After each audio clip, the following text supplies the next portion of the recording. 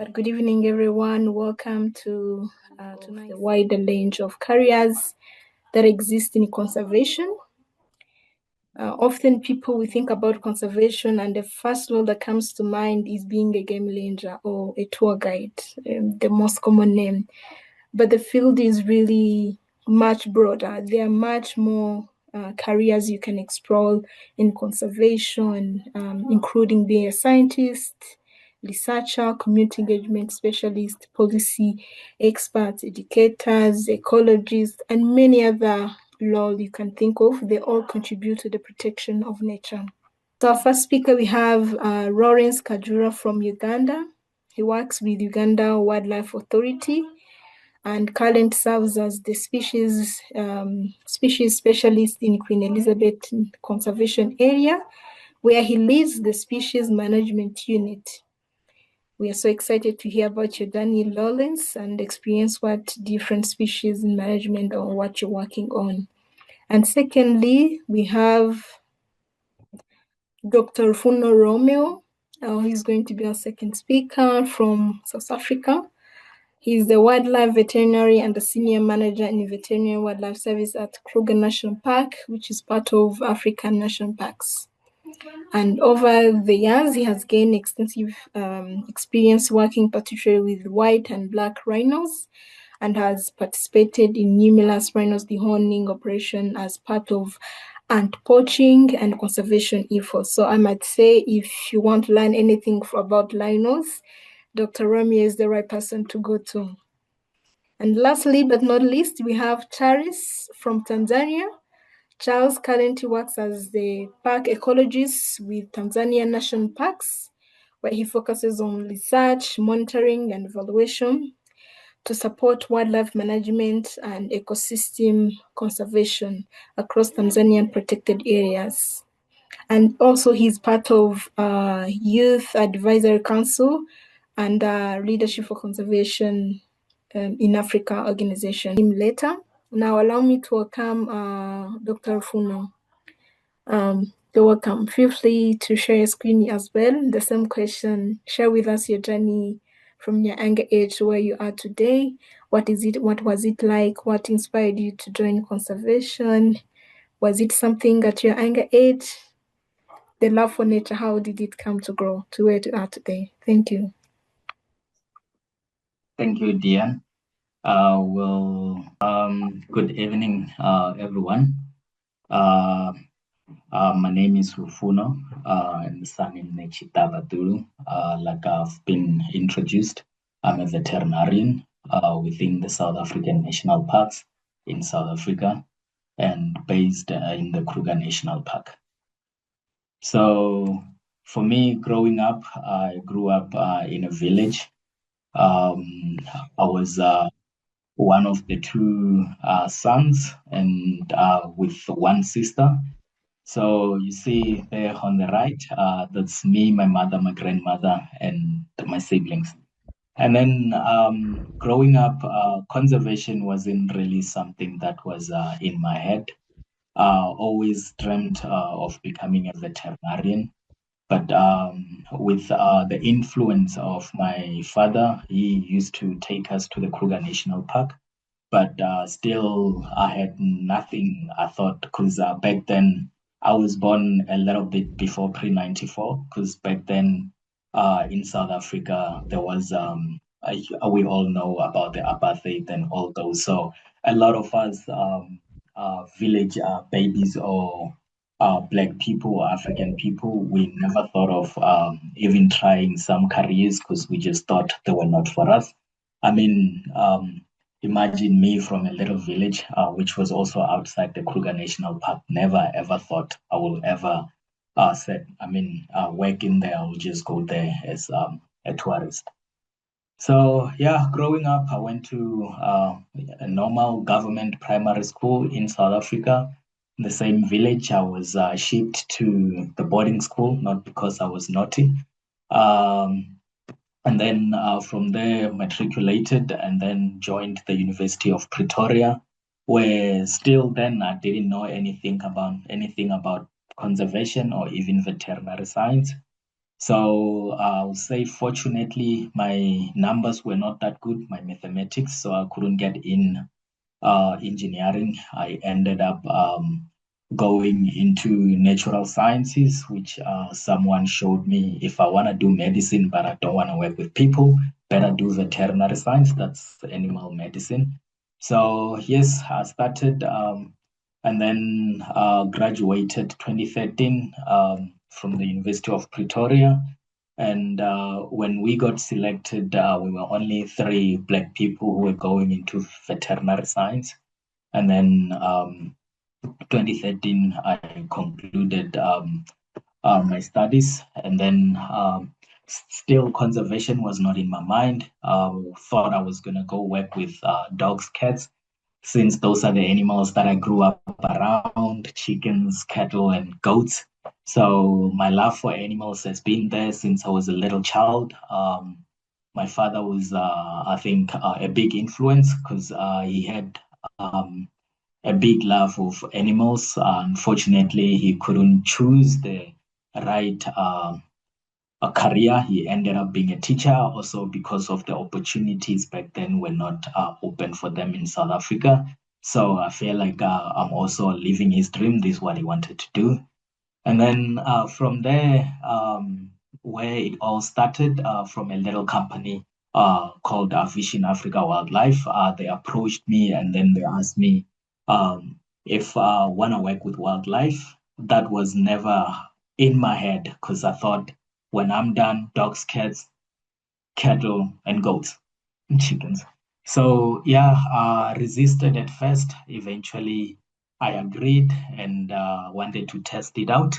And then after 6 months, I was still there. And now after how many years? Now 11 years, I'm still in wildlife and conservation.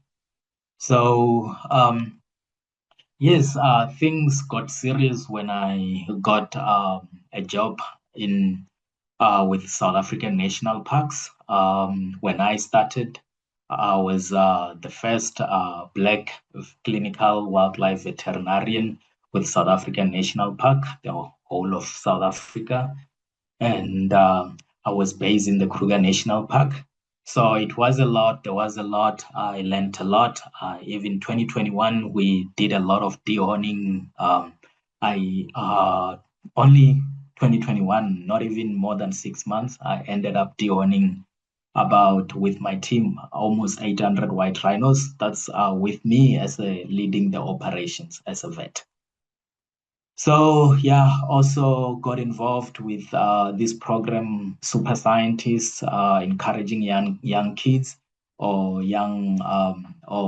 kids who want to go into conservation and science.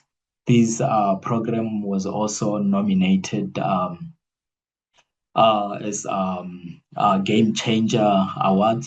So unfortunately, we didn't take it home. We were runners up. And then, yes, things went. And then last year, got nominated by Endangered Wildlife Trust as Biodiversity Champion of the Year in 2025.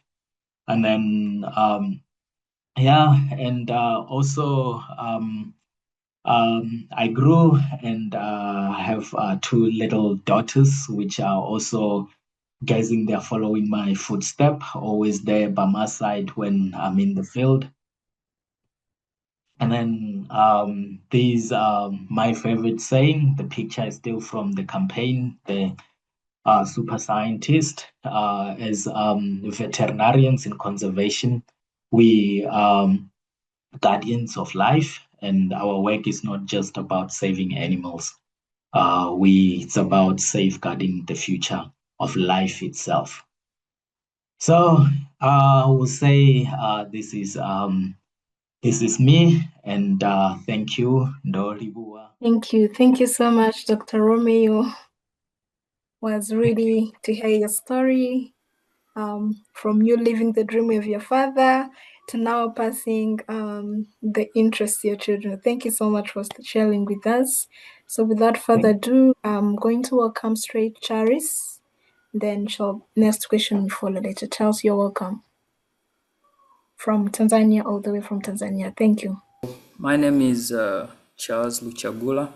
I'm currently working as a conservation officer with the Tanzania National Parks. I'm currently based in the western part of Tanzania, currently in a new protected area established in 2019 called Ugala River National Park, and I'll share a bit my conservation journey just in a nutshell.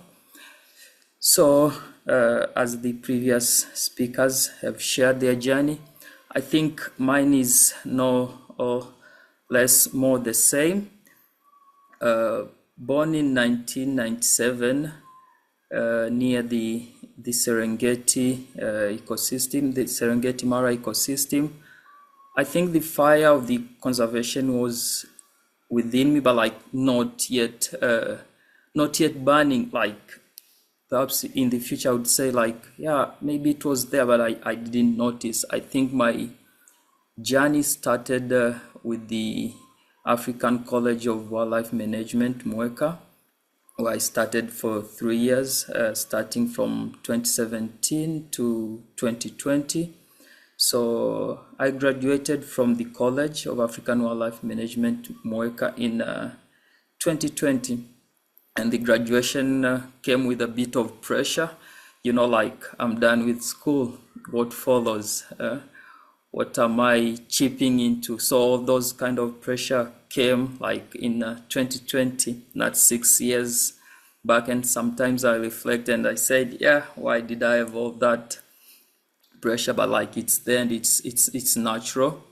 So graduating in 2020, I laid down, like I said, what do I do? Maybe I started asking myself in the second year, like, what do I do? And probably I had started a bit of initiatives, networking with staffs from the college. And from this networking, and probably for other reasons the staff saw, I started assisting them in a number of research. So I worked as a research assistant with the giraffes, then research assistants with the human wildlife conflict staffs, and then with invasive species. Then within that time I was jumping here and there, trying to push as much as I can. Then I think as well I joined Lesson in Conservation. That's a non-government organization. It's based in South Africa, but it has expanded, and they wanted to open up in Tanzania. So yeah, new team, nothing much to start with, and I think that was a bit challenging, but I moved with thanks to the help of the team. Then I kept on volunteering and a number of staffs. Then later on, the College of African Wildlife Management, where I studied, they took me in as a volunteer, as a tutorial assistant. So I taught for like a year. Then what happened. Then I found myself starting my master's. Boom, my master's, and there is this financial pressure still. Second born among the six, and you want to make it early. There is that pressure. So I start my master's, earning maybe less, a bit from volunteer and a part-time job. Then a year after, there is an advert from the Tanzania National Parks, and midway through my master's, it's like it's a big decision. Yeah, people are paying your school fees, and well, you need a career. Where do you go? Well, it was a big decision, but I said, hey, I think I need this job. 2 vacants, maybe it's good timing, and I got that job. And later on, I'm a conservation officer. As some of you might know, most African countries, the wildlife sector is militarized. So I went on a 6 months training. Then after that was in 2024. So after that, I qualified. It was hectic maybe, but like I thank God I qualified. Then stayed a 1 year probation. Then I started encountering new different challenges. I started maybe around 27. So you lead men, and sometimes you're in the field, you need to make decisions. So new challenges, but you always find ways. So that's me with some of the colleagues and some of the staff at work on the left hand side, and on the right hand side, that's me just doing part-time, doing what I love, at least giving back to the community. While on the journey, I feel it's quite important to mention that I met people that probably I'll be thankful to them in some way or another. And one is Chris. So I met this person back in while I was a tutorial assistant. And I think I just chose Chris to stress on the importance of people networking and looking at the older generation. Maybe they'll definitely point a way they've experienced, they've passed through some stuff, so they know. And just to sum up me in a nutshell, to the audience that's listening to Dr. Rufuno and Lawrence, I think during this journey, I found it's like, don't judge yourself too early in the process. Like, have your time, don't judge yourself, run with your pace. And within your journey, there'll definitely be times that you fall, and definitely even if you fall, you should wake up, and that's where the greatest of the glories lies. So every time you fell, it's not the end. Keep going. Thank you, and back to you, Diane. Yes, thank you so much. Thank you so much. One thing I've learned from Charles this moment is to never give up in life. There is also a way to find out, to find a solution with the challenge that you're facing now. Thank you so much, Charles, for sharing your story. It was really wonderful to hear from you. I'm going to welcome Lawrence. Would you please start for us? Network wasn't good, but Lawrence is born of 1991 in one of the rural villages in western Uganda. And as me, I started primary school when I was 4 years. I didn't go to kindergarten. I liked playing soccer in rural villages with rural friends. Then would go to school. Then in the evening when you come back, go digging, sometimes look after animals. And surely I looked at the future as a success when I used to see my teacher smart, having good shoes, looking nice. So Lawrence used to see a future in education. We can go to the next slide. Yeah. Things changed when I completed P7 or primary 7, had to join secondary. But when I entered Form 4, our school took us for a study trip. So when we went for a study trip, this is when Lawrence saw this smart guide who took us for a game drive. The guy was dressed in army uniform, very well articulated with nature information. And this guy requested us to be change agents of conservation as we were concluding our trip. This thing was so much good to me, and it touched my heart, and I felt like really I can also be smart like this guy, and I can also live with these animals. Because the way he was explaining and calling them by name and even telling us this is this and this, I was really mesmerized and really liked everything. So when I completed senior 4, I consulted one of my friends. He was a teacher, about the combination I could do to become a game ranger. Because me, my future was about game ranging and protecting the wildlife. And he advised me to do biology, agriculture, and geography, which I did. I passed well, completed my A level, and then I was admitted at Uganda Wildlife Research and Training Institute. This is where my journey started from. I did a diploma in wildlife management, and I passed it very well with a distinction because it is the course I had at heart. So opportunities started to open up in my future from this course. This is a course I would say it is a course of opening various opportunities to everyone. And whoever is doing the course related to wildlife management or tourism management, I want to assure you that you're on the right path, because it's from then that I used the same papers I acquired from that very institution that I applied to join the Uganda Wildlife Authority. Diane, you can scroll next. I joined Uganda Wildlife Authority in 2017, and I was I joined as a private ranger. So I started the training, I completed training, and I was deployed in law enforcement specifically to fight wildlife crime. So my passion kept me doing much and much. So the hard work made me be identified as the best performer in the 2019-2020 year, and that's when I received my first rank. It was so inspirational. It was very nice to me. And upon getting that rank, it inspired me to do more and work more. And through hard work, patience, teamwork, and perseverance, I was being promoted year after year, year after year, year after year. And as I was seeing all of that, my mind didn't keep on one position. I keep on thinking, what could the future bring in the conservation life? So that's when I decided to go back to school, and I did a bachelor's in wildlife and forest resources management, and also did other courses related to the field that I see the future in, of which every conservation agency has to conserve the wildlife. We can move the.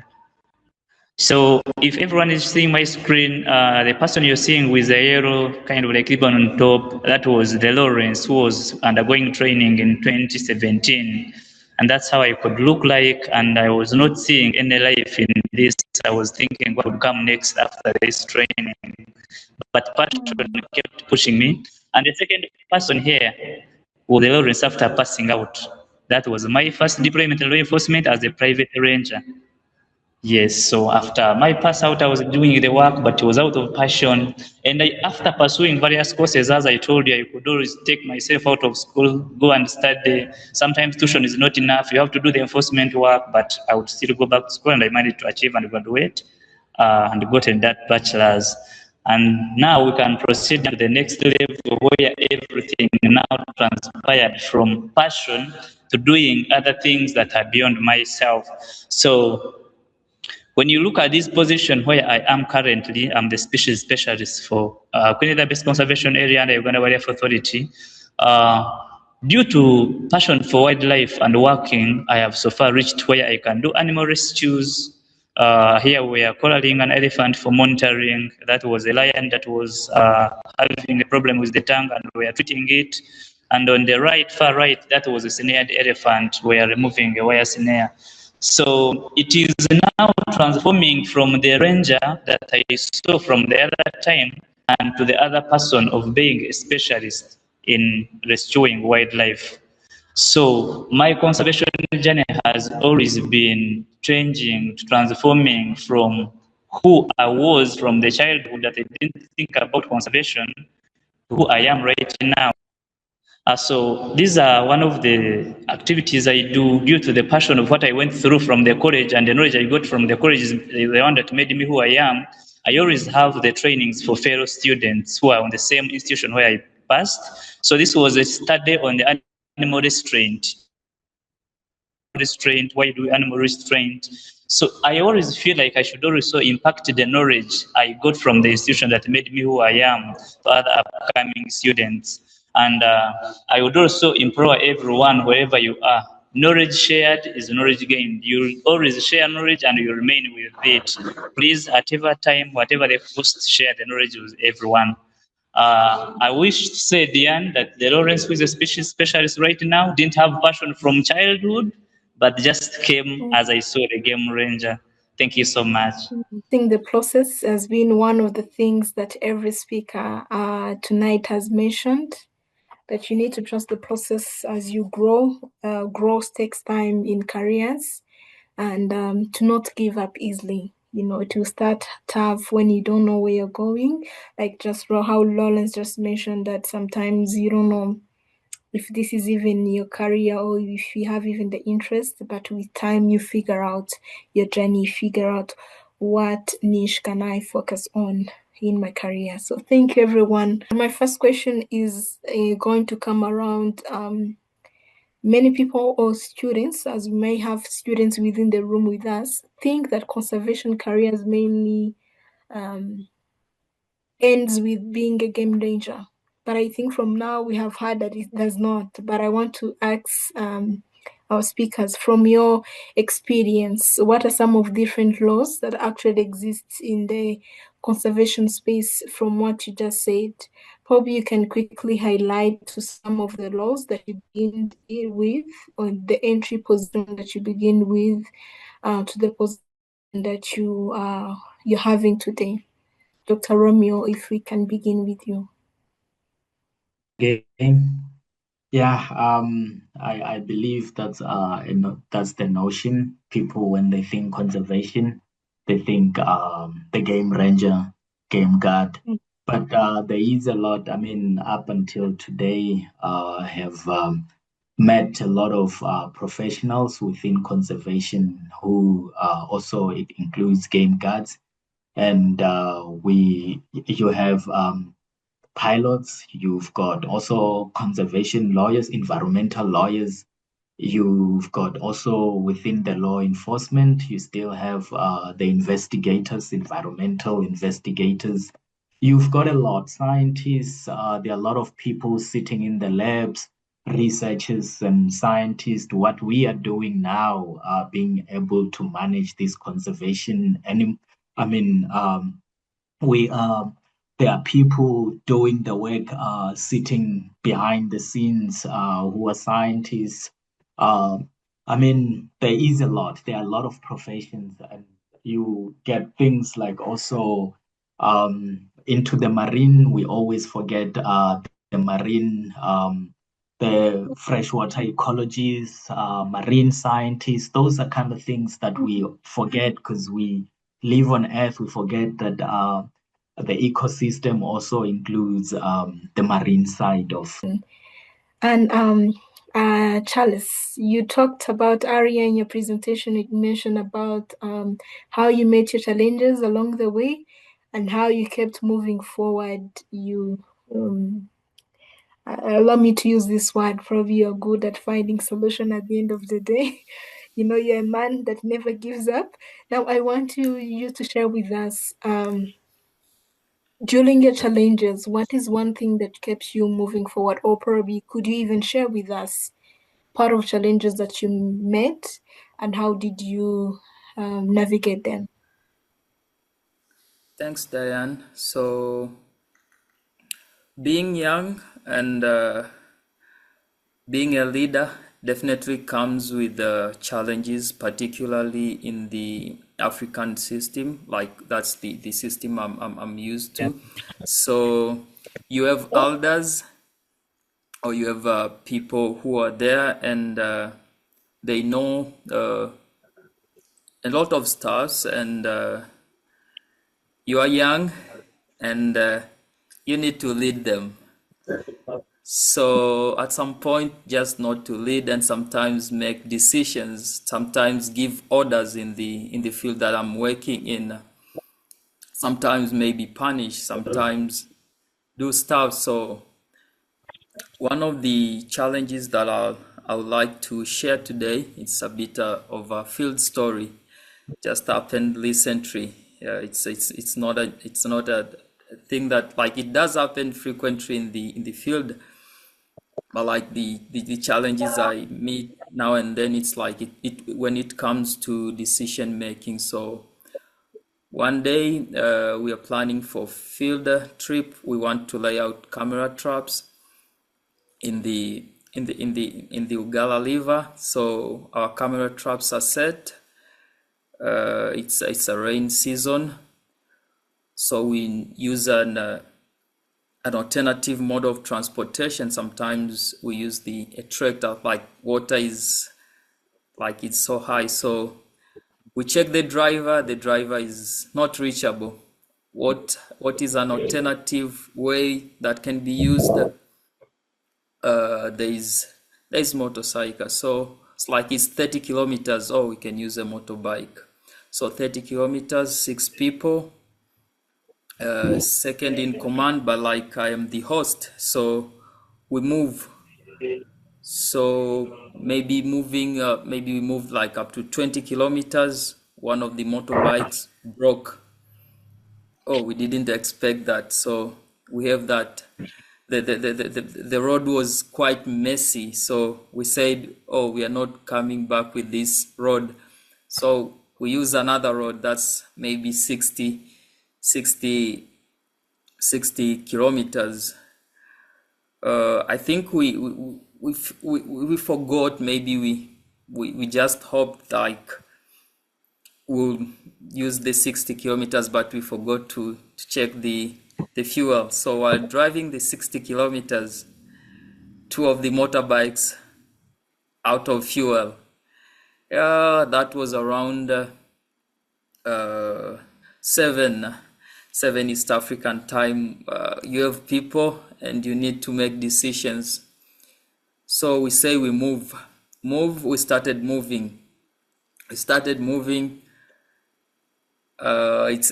quite challenging to push the motorbike because men can get tired. So we pushed. It's 10 East African time, and like people are exhausted. What do you do? And like we're in the bush, you camp, you move forward. People say we can't move. So what do I do? Or like what do I suggest? So I spoke to some people, and then we said, let's divide ourselves.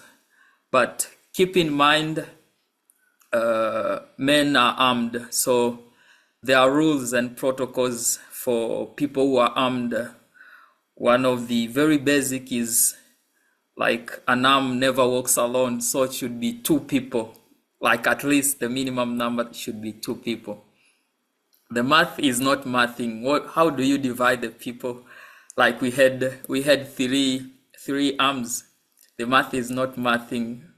Do I leave 1 arm or do I go with 2 arms? And mind you, a case with the lost arm is it's a big one. So yeah, it's like it's a crossroad. What do I do?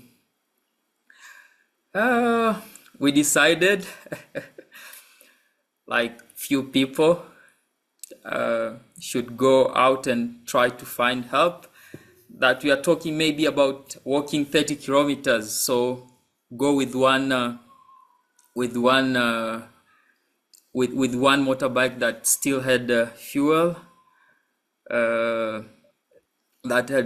So we drove. It was a bit challenging. So it's like around 3 EAT. We find a village. So it's like it's challenging even to ask for help. It's night and you're armed, and so that's it. Just to put it in a nutshell, that's like one of the challenges I recently encountered. And what I did, I think, is first of all is try to find what options you have. That's the very first thing I normally do. What options do I have? Which is the which is the best option that I can do? I can go with. What are the pros and cons of each option I have? Like when I'm scrutinized, will this make sense to other people? So the decision of separating the arms, that was a bit challenging. It was betting, but like that was challenging.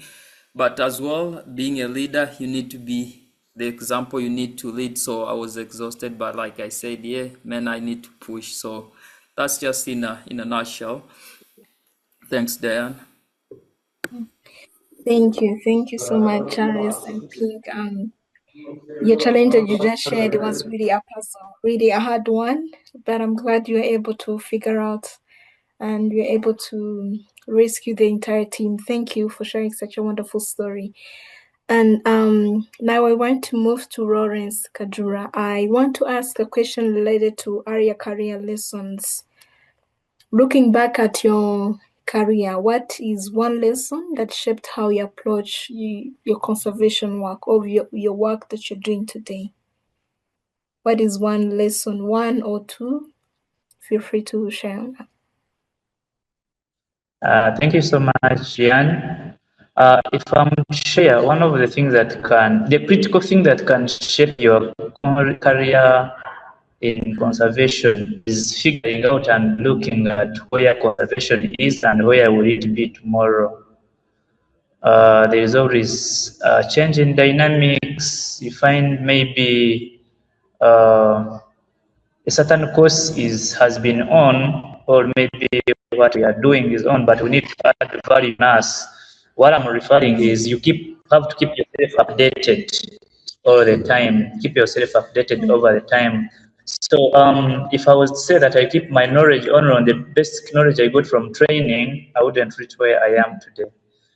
So I would implore everyone, whoever have to your career, when you go back to your starting level, something I can say is always the need to learn for more, having hunger to learn more, having hunger to learn more. Then, as you're doing that, you should also be so uh, patient, and you have perseverance, and of course, teamwork. You cannot win alone, you win with others. If you work together, you win together. If you work alone, you're most likely to lose. I won't say you will lose, but you're most likely to lose. So that's how I. Dr. Romeo, beyond academic knowledge, what skills have been most important in your work that you're doing today? Say being within conservation and also working with animals in the field, in the bush. You heard the stories that my colleagues have been telling. Out of child story, I would say leadership is also one of the skills that you need to have. And then we talked about perseverance. Like, I mean, I don't know if that's a skill, but it's a skill. It's something that we learn. And also hard work and patience.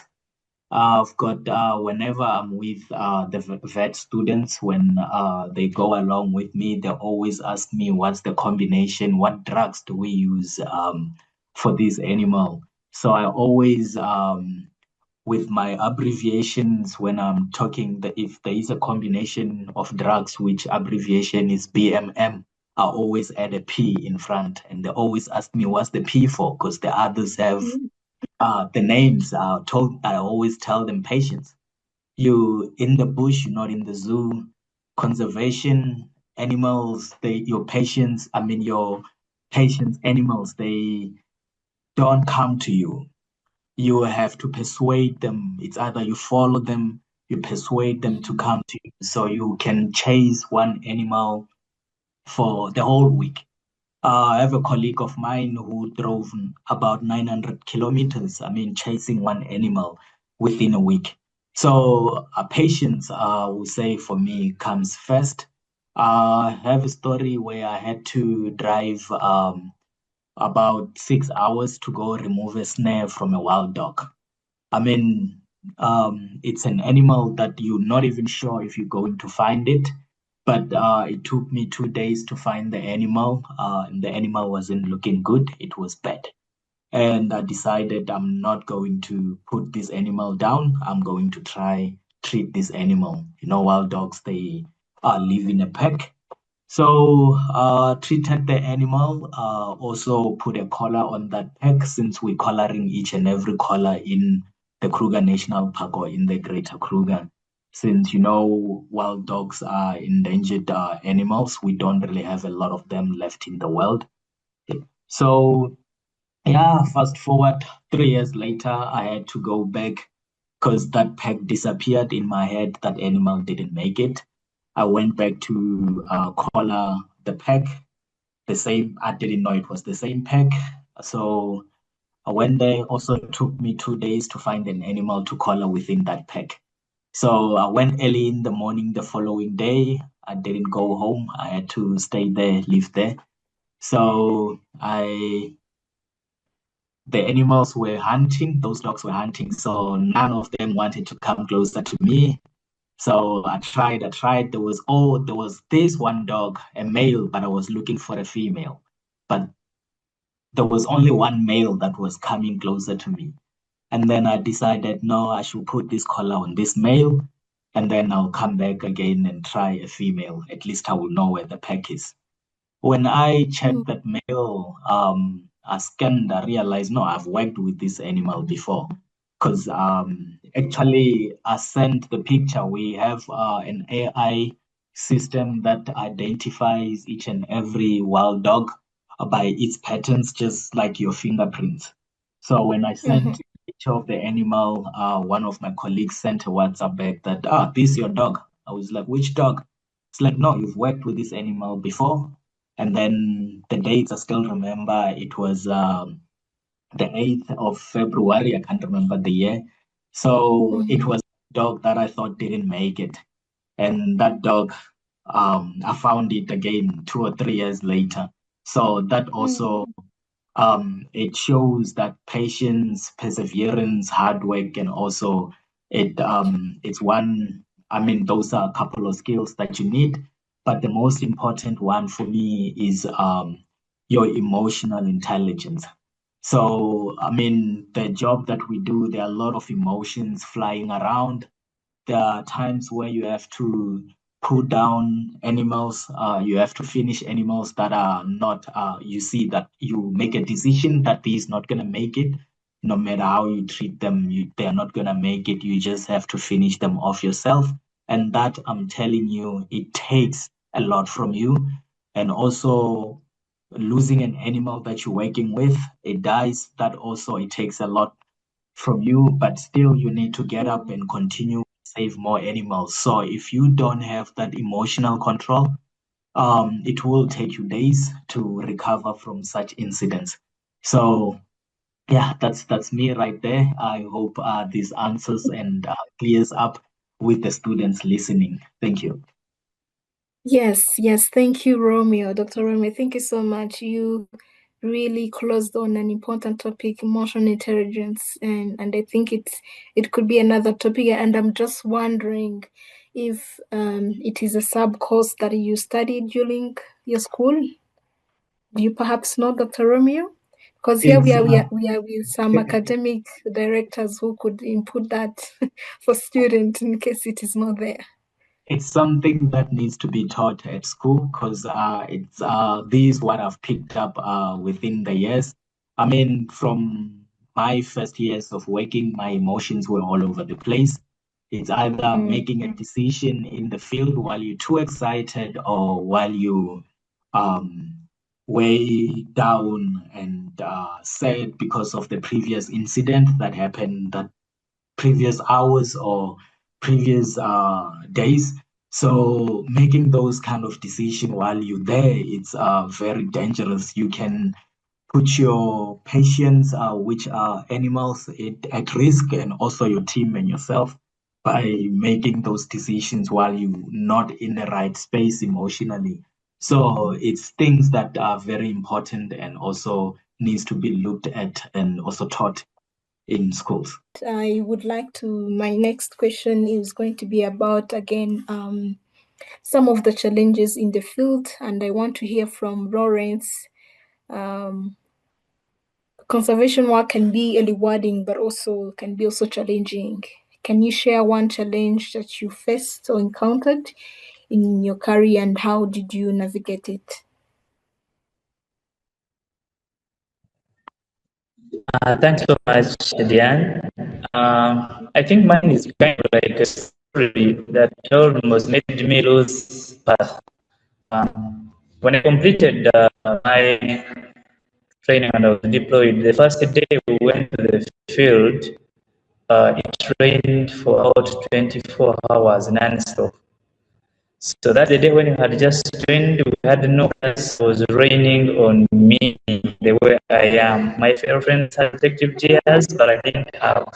Like my first challenge that I encountered when I went to the field is my first deployment. There was rain that took almost 24 hours. and it was my first day in the field. So it was quite challenging to me. I didn't have any protective gear, and it was an order from the commander saying, "You must go, you must go, you must go." So it almost made me lose my career, and it was quite hard for me when I came back to the base. I thought of maybe leaving work, but the issue of why did I join remained in me. So it was a challenge that was harsh to me, that would make me lose my career. But the reason of the issue of why did you join remained on my head, and I kept on pushing to achieve my goal. So what would I say even to upcoming students? It's that you are in the school right now. You may be facing challenges. You may face maybe a certain problem, but look at why did you join? What did you intend to achieve? Please make what you want to be tomorrow today. You can start today and reach where you want to be tomorrow. Look at those course units. Do practical things. Go to the field. Do the practical skills you feel you can do. Go do that morning birding. People go to identify birds. People go to identify plants. It's the work you'll be doing tomorrow. So it can be a challenge to you.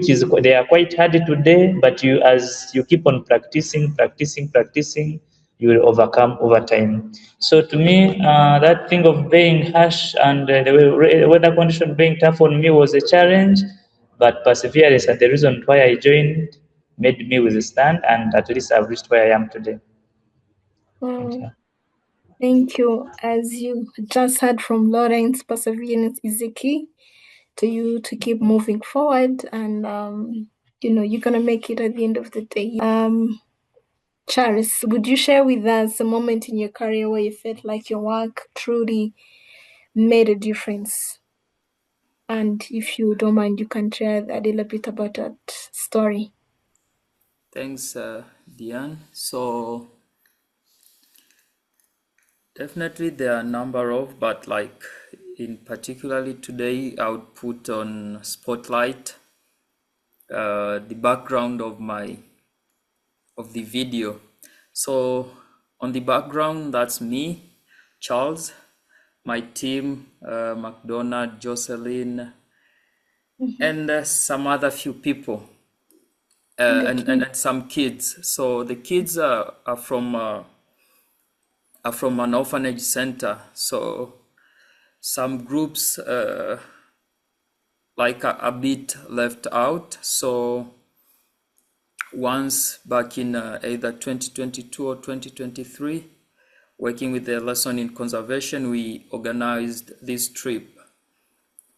So listening to the kids, like this group, most of them, like probably 100% of them had never seen any wildlife in the wild. So there are these pre-surveys and post-surveys. So within the pre-surveys, we just want to get an understanding of like what the kids like want to do in the future.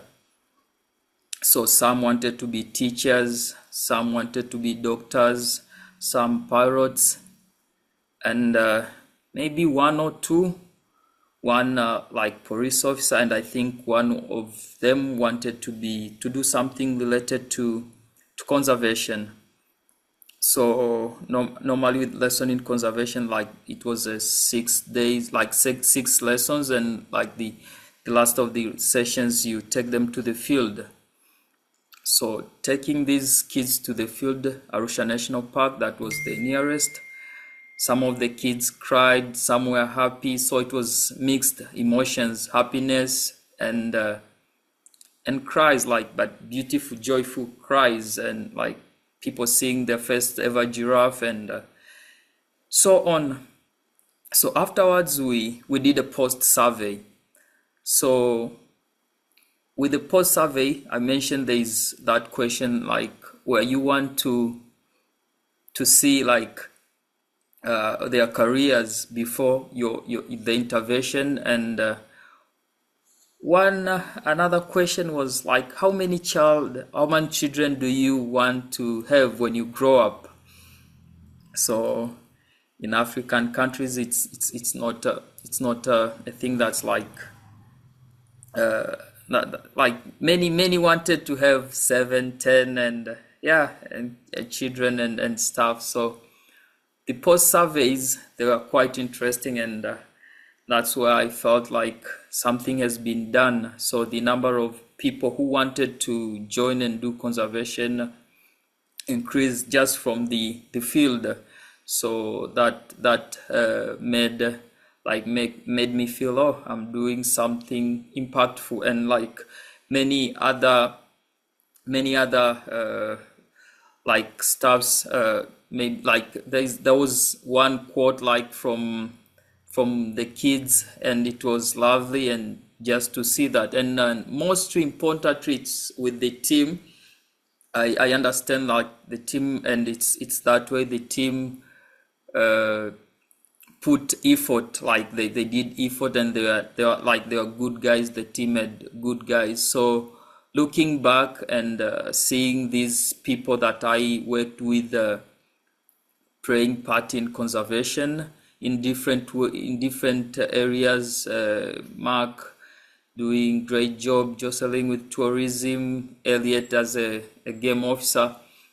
I had a job to mentor. So while I understand that like they played like majorly, they did their job, they did push to get where they were, but like being a leader and perhaps being a mentor, a peer, seeing people have won, it's like I said, yo, maybe what I said at some point made a difference. So that keeps me moving each and every time. Thank you. Dr. Ramil, can you also as well share with us an impactful moment where in your career you felt like you made a difference or making an impact? Yeah, it's like I said, being a village baby growing up in villages. A lot of kids when they are growing up during the upbringing, they always think, "Nah, we can't do this." Like that was me back then.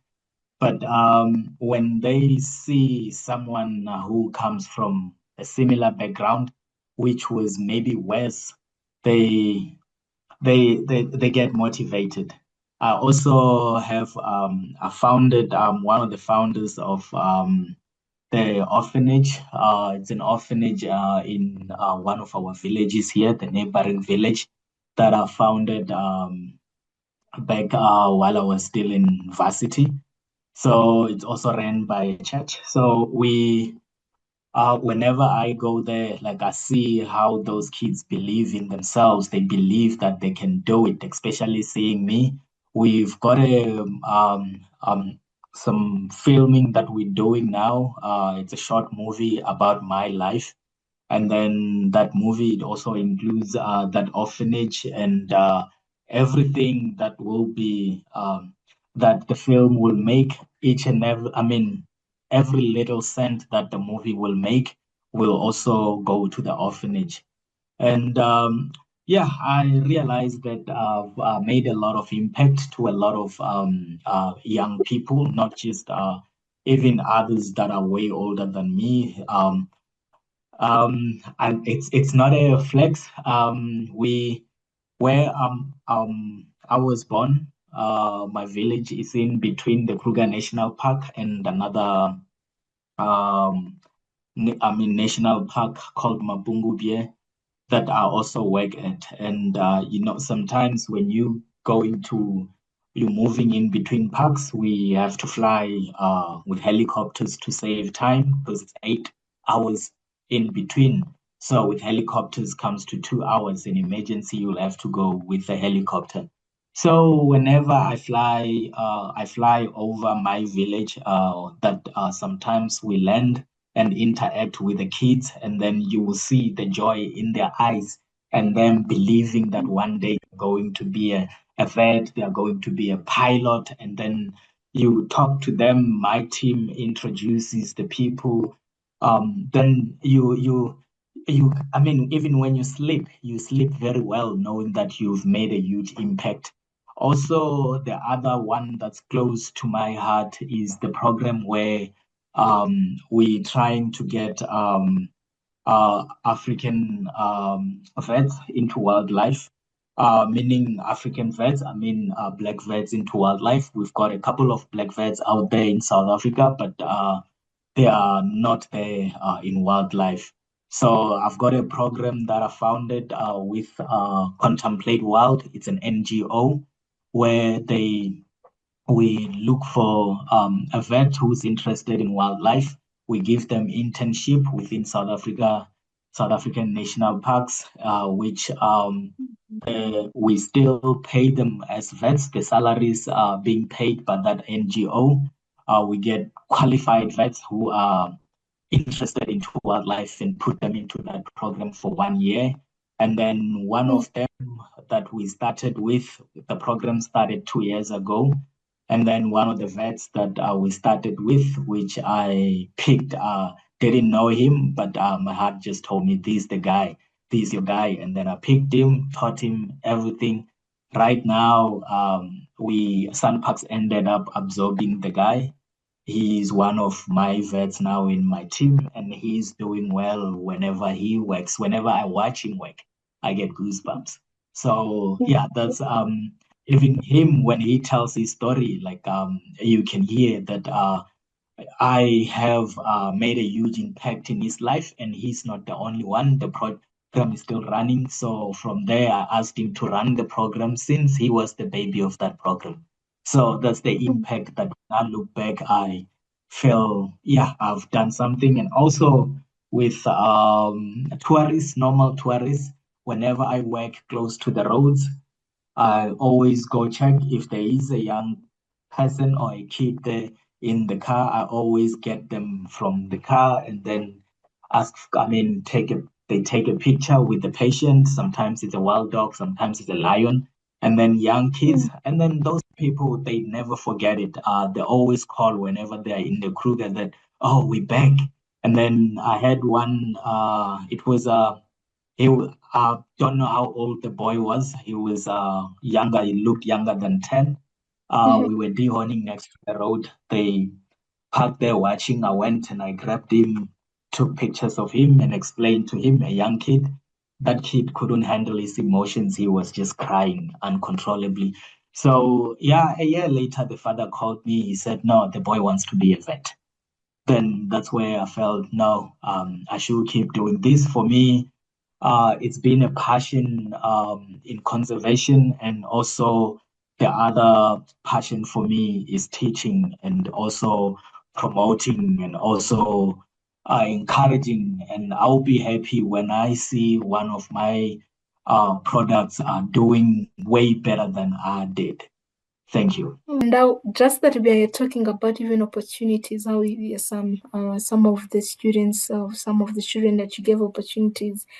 I want to ask you about if there are some existing opportunities that students who are still in school could pursue or could help them before they even graduate, before they go out for job market or they start their work. Are there some, I don't know if you're gonna call them internship or some short courses that could supplement their degree that they are pursuing? Are there some opportunities that students should be looking for before they graduate? This question Um, goes to all of you. I will start. So I will advise the current students to also just there are a lot of NGOs out there. There are opportunities there are NGOs that taking young people either as volunteers or internships. You're still starting now. Don't chase the money because right now most of the opportunities that you might get it's not work. It's a step ladder. It's a step that you need to take to get into conservation. There is also a lot of people that are out there that are in a not really organization, individuals that are happy to mentor young people who want to go into conservations. It can be lecturers, it can be any other people who are into conservation.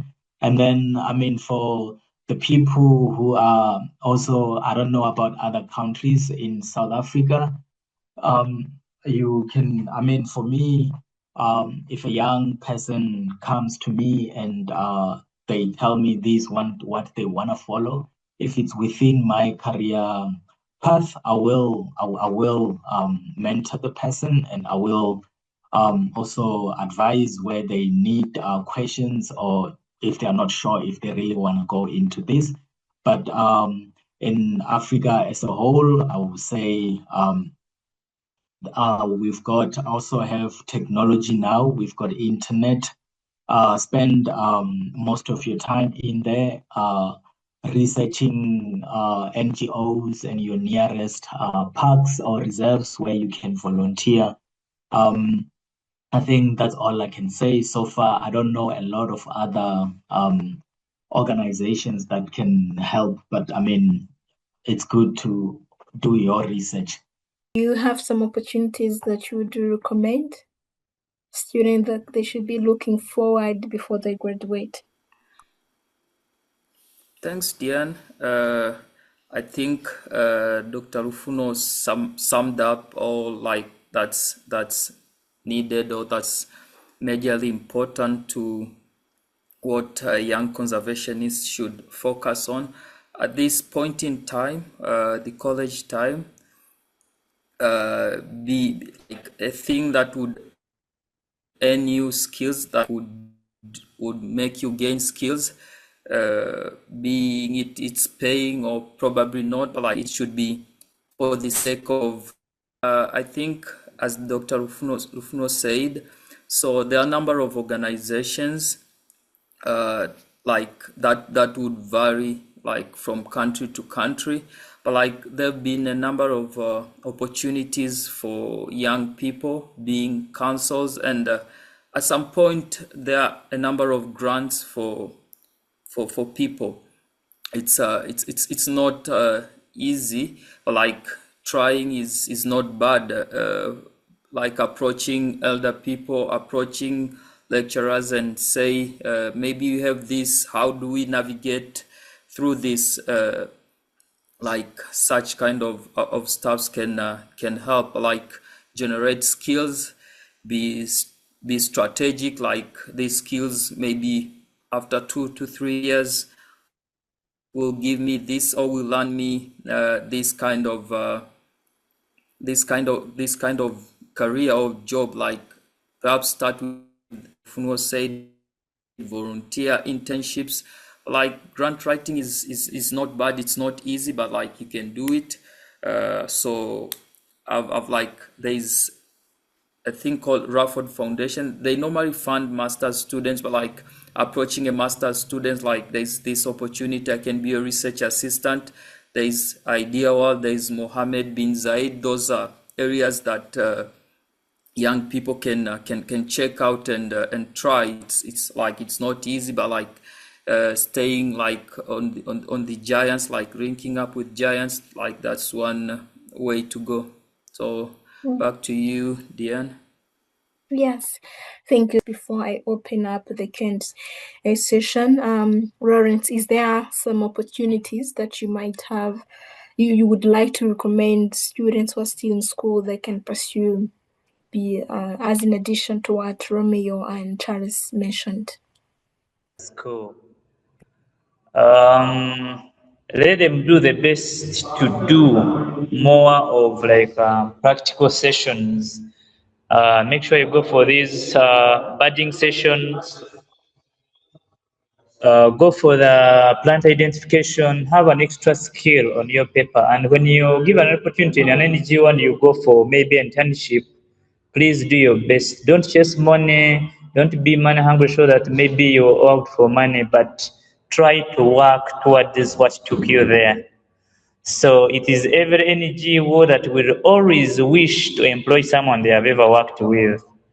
If you give an opportunity for internship, please make sure you perform to your expectation, but always have in mind that you are always the first priority if an advert or any opportunity comes with that NGO. So please have a skill.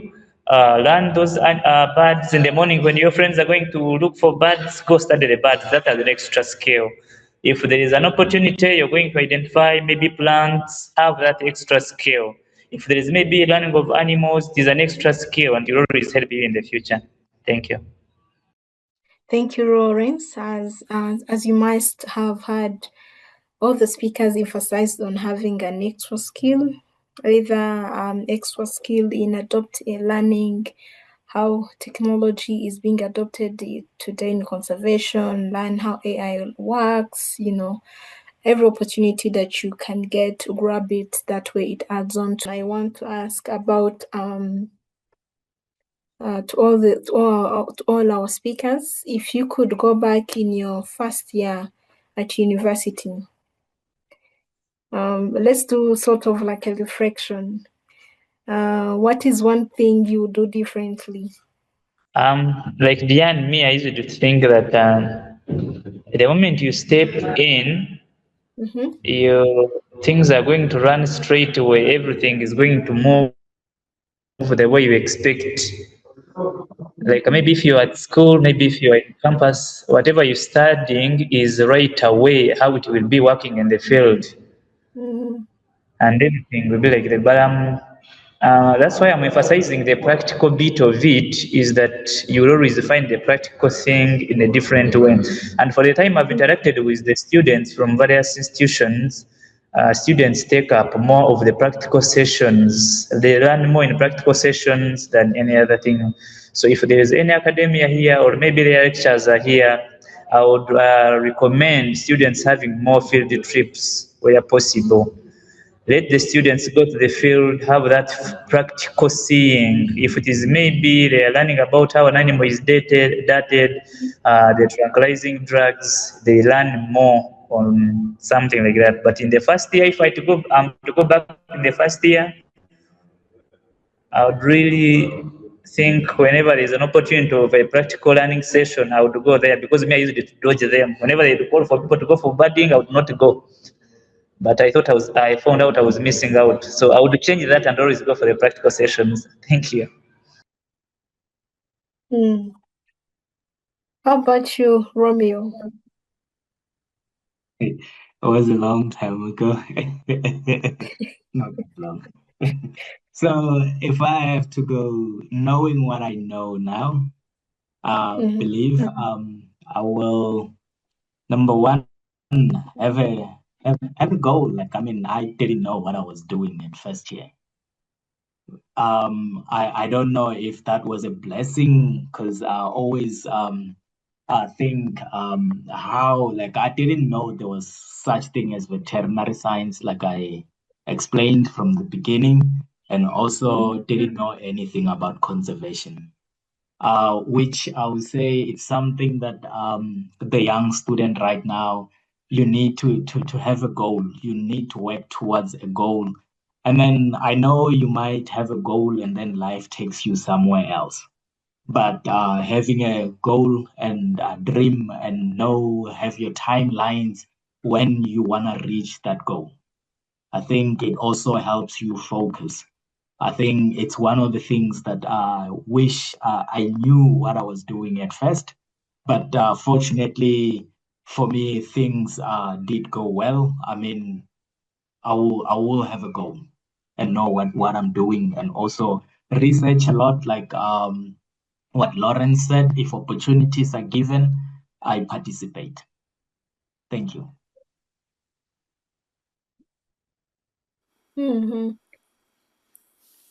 Well, thanks, Diane. This question is kind of difficult, very difficult to me. It's just like it's 5 years ago, and now I want to change all of it.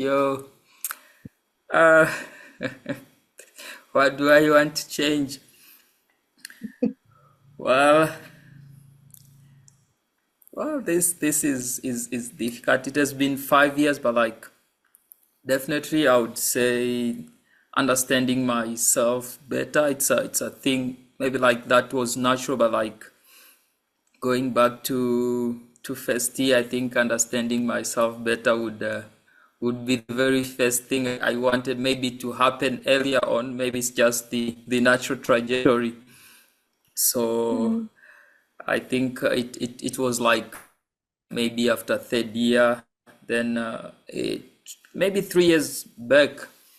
That's when I had my first psychometric test. I think that test opened like kept me like closer, like understanding myself. So like the career, like am I in the correct path? Is just not for other stuff. So definitely understanding myself better, and that's like within different spheres, be it social sphere, career wise, and maybe academic. But like definitely I would say I would change a bit of few stuffs in my social life. Thanks, Diane. Mm-hmm. Can Thank I you, everyone. can I Yes, finish Romy. off? I just remembered that something that as a student, going back as a student there, we always stressed, panicking, seeing problems, not solutions. I think no matter what happens, and if you have your goal, problems comes, it's life, it's ups and downs. Just be positive about things and Mm. stop stressing as a student. Don't relax. You've got a goal, you've got it. That's what, because I stressed a lot back then. I would have changed that. Maybe I would have reduced the aging then. So Mila dropped some questions. She was asking about why are animals endangered? And her second question, what measures are being taken to protect the endangered species? I think, Rome, you can talk about rhinos. I'm not so quite sure if they're endangered yet. Probably in some countries. Like in Rwanda, we don't have so many of them. But whoever, even Lawrence can talk about the situation in Uganda. First of all, why are animals endangered? It's a beautiful question. Even me, my first year, I didn't know the answer. So you've got depending also within countries and regulation within countries. But animals like rhinos, they are endangered. We don't have a lot in the world, especially free roaming ones. So when they say an animal is endangered, it means that animal we don't have a lot of them left, or we've got there is a lot of it's either rare animals or there is a lot of poaching around them, which their numbers are declining. And those just trying to find a way that it's easy to understand. So you've got animals like rhinos, animals like wild dogs. You don't have a lot in the world. The other animals, I mean, with rhinos, it's easier because you already some subspecies they have gone to extinction. So we northern white rhinos, I think we out now, or we left with two. I don't know if the two is still available. But with the black rhinos, we also have very little of them left. Um, and the Kruger, we even less than 300. So I mean, it's the animals that are we don't have a lot of them left or are about to go into extinction. Little animals like pangolins in other countries, they are already gone. They are no longer there. Those are the animals that are worth protecting, and there is a lot of regulations around them or around working with them. So Mm. actually, endangered, it means animals that can go into extinction in the next couple of years. Mm. Mm. And what are some of the measures taken to protect the endangered species? Probably, if you can talk about that as well. To animals being endangered. So there is a global system in place by the IUCN that's like for global issues, but like countries have gone even further and tried to establish systems within their countries. So I'll majorly talk about like the IUCN kind of stuff. So IUCN has grouped animals into different categories, from what is called extinct in the world, critically endangered, vulnerable, and something called list of concern. There's the other groups that are deficient and others. But like saying an animal is endangered or threatened. Threatened is like comprises a number of groups, from critically endangered, so yeah, and vulnerable. So those are kind of animals that are threatened. So what makes an animal or species to be endangered? So as Dr. Romeo said, first it's numbers. So maybe let's say we have like a large number of animals at a certain point in time, and the number after sometimes decreases significantly. That might qualify for an animal to be endangered or threatened, or like in any of the categories. So like when it's critically endangered in the essence of numbers, that means the number has declined markedly. Threatened, endangered, it's better, but like it's worse, but maybe better worse than critically endangered. Then there's the vulnerable and the least concern. And the other thing that can make an animal endangered is like just its extent of occurrence. So naturally, some animals occupy a tiny bit of geographical space, so that can as well make an animal endangered, like just because like it just occupies a certain place. So disturbance can easily wipe that population and the species. So extent of occurrence is as well a factor that is considered when you want to say, or like when the IUCN people want to say this species is endangered or threatened, or put them in any of the category. So again, coming to the second question, like what measures put in place for the to at least to save the species. So there are a number of measures that have been put in place by international bodies and national bodies. So the thing is like first, like putting the animals into the crosses is itself a measure. Like it sends a message like, guys, we need to be watchful of this species. So other things that have been done, or like other measures that have been put in place, is like establishing of protected areas. So some protected areas have like just been established for the sake of saving a particular species. So that those are like major kind of initiatives.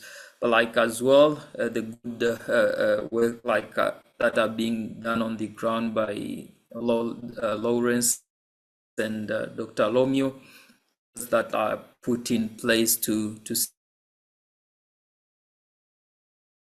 save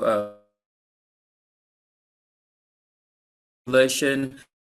Measures in places, like it could be by national bodies or international bodies, but as well other stuff that are being done is like education or awareness to the general public and the general community. So like a number of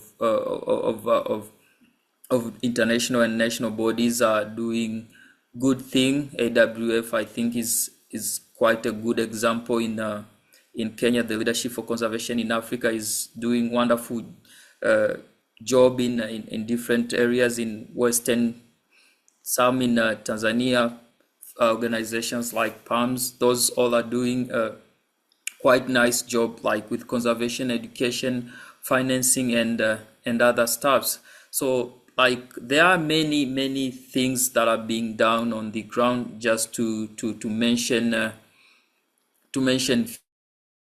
few. So me which is they asked which is the major challenge faced by conservationists.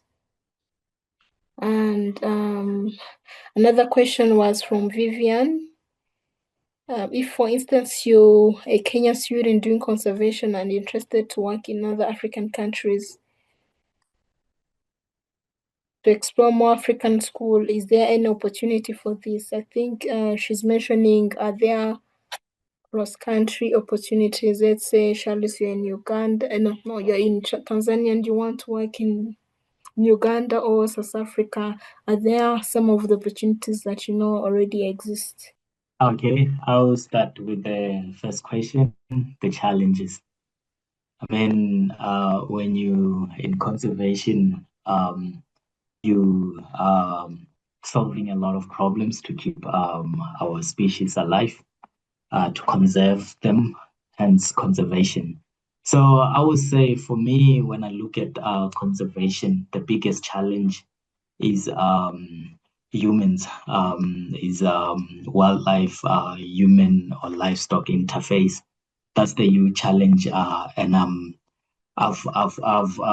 do communicate with a lot of conservation people like all over Africa, and this challenge is not just with us here in South Africa.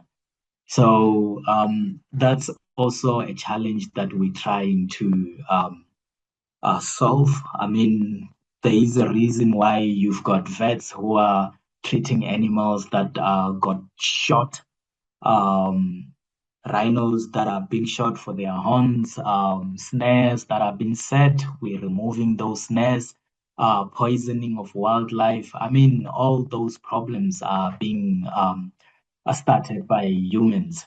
And then, which is, there are a lot of drivers why those problems are happening, and which one of them I would say will be poverty, and our wildlife is also meat, and so those are the problems that we're facing, and we're still trying to um, address them, and which is not an easy thing to do, because to address those you need to start educating people.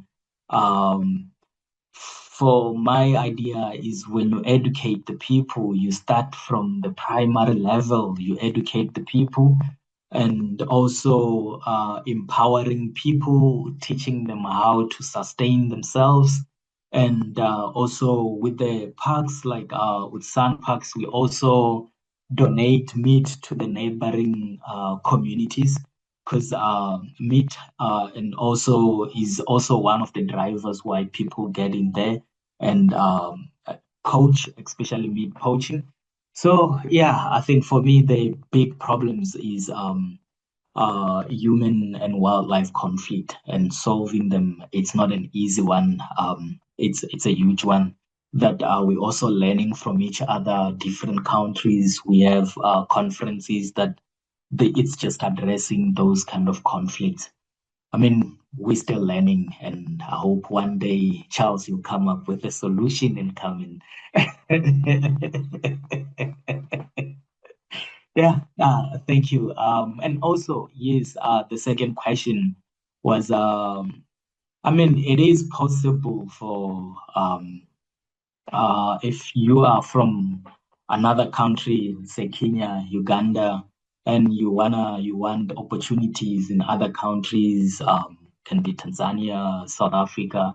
It is possible. I mean, I just don't know the current opportunities right now, but there are a lot of NGOs that, like I said, you just need to network, talk to the right people. There are a lot of sponsors and a lot of NGOs that are willing to fund individuals to go study something or research in another park in another country. And I mean, also within the South African National Park, it's not just South Africans who are working there, which also tells you that you can do it even if you're from another country wanting to work at another country. I've met a lot of people. Last week we had a science network meeting which was held in Kruger. Met a lot of people. Somewhere, in particular, was talking to a doctor who was from Zambia but based in Botswana. So we were talking about opportunities, applying for those other opportunities that um,